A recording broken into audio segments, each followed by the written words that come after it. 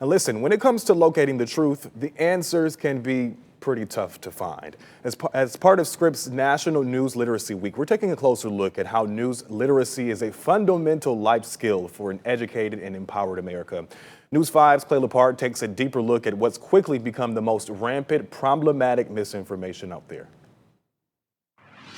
For years, the biggest correction Dr. Kenneth Remy made to his patients here at UH Rainbow Babies and Children's Hospital was informing them the flu vaccine does not cause the flu.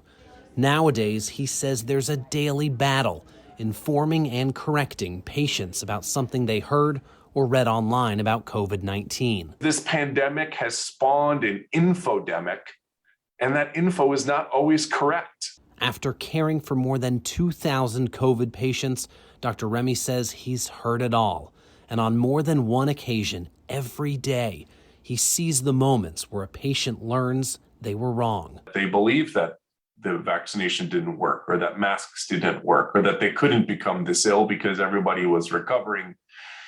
And seeing now their realization that the myths that they were believing certainly were myths. I think that's the sadness. A sadness that still hovers over hospitals and their staff across the country. I think what we know that misinformation around healthcare topics isn't anything new, but the environment around the COVID-19 pandemic has really kind of made it much more widespread than I think anyone initially thought. Ashley Kurzinger serves as the director of survey methodology at the Kaiser Family Foundation, a nonprofit and nonpartisan organization which focuses on national health issues.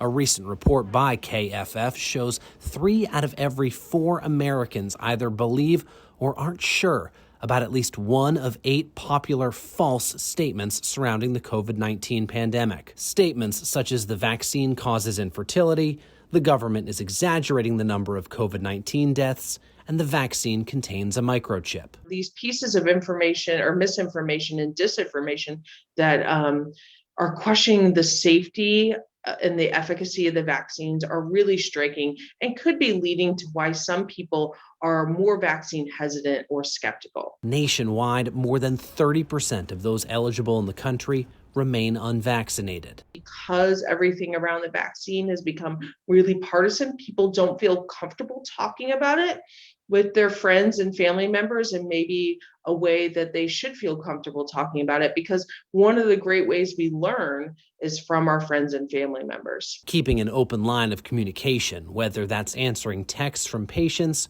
or questions from friends or neighbors. That's how Dr. Remy says he plans to keep fighting as this infodemic and pandemic continue to linger. In Cleveland, Clay Lepard, News 5.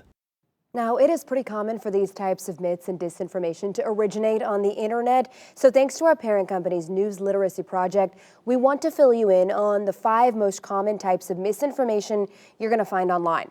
So first is satire. It's when someone uses humor or exaggeration as a form of mockery. False context means someone took a quote, image, or other piece of content and put it into a new false context to change the meaning. Then there's imposter content, when someone falsely uses a well-known name or brand to trick people into believing something. Fabricated content is just flat out made up, and manipulated content is when someone changes the original to deceive you. So think manipulating photos.